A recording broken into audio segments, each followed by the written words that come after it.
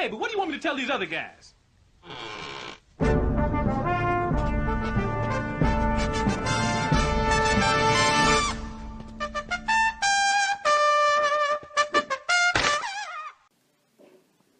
England's history is full of conflicts, and most of them are related with fights for the throne or between the royal families.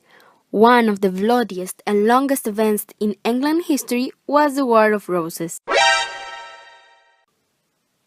The War of Roses were a series of English civil wars for control of the throne of England, fought between supporters of two rival branches of the royal house of Plantagenet, the House of Lancaster, associated with a red rose, and the House of York, whose symbol was a white rose.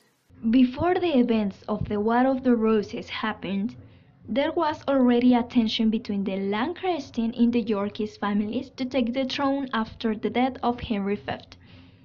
As expected, his successor took the throne, in this case Henry VI, Henry V's son. During the reign of Henry VI, the English kingdom was managed by the King's Council, an aristocratic body. This period was called the factious minority. After Henry IV lapsed into insanity, a powerful baronial clique installed York as protector of the realm. When he recovered, the first thing he did was to establish his authority, forcing York to take up arms for self-protection. This was one of the events that would trigger the War of the Roses. Several battles were fought during the Wars of Roses. The first one is the Battle of St. Albans, 1455.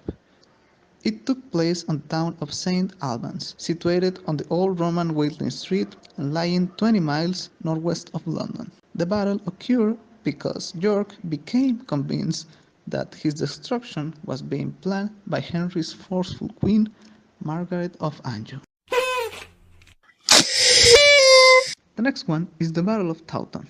It was fought on Palm Sunday near the village of Taunton, southwest of York. This was the largest and bloodiest battle of the Wars of Roses. It secured the English throne for Edward IV against his Lancastrian opponents. Both sides had been battling for 10 hours straight in a raging snowstorm. When the arrival of fresh troops under John Mowbray, Tyrdur or Norfolk broke Lancastrian morale and dispersed their ranks, the fugitives were slaughtered mercilessly by the pursuing Yorkists. Another of the most important battles was the Battle of Barnet in 1471. It was fought around Hatley Green, now in East Barnet, just north of London.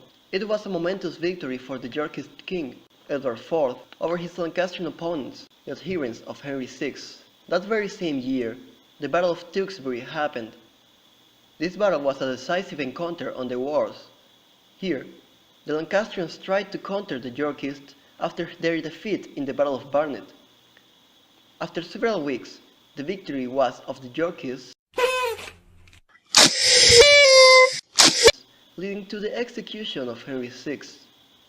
From this point on, the Yorkist monarchs would rule England for the next 14 years. The final battle was the Battle of Bosworth Field. It was fought near Market Bosworth in Leicestershire. It was a battle between the Lancastrian king, Henry Tudor, and the Yorkist king, Richard III. Henry had the support of his stepfather, Lord Stanley, who would help him to kill Richard III in battle and defeat the Yorkist army. At the end, the Tudor dynasty ruled England for the next 100 years, and the rest, as they say, is history.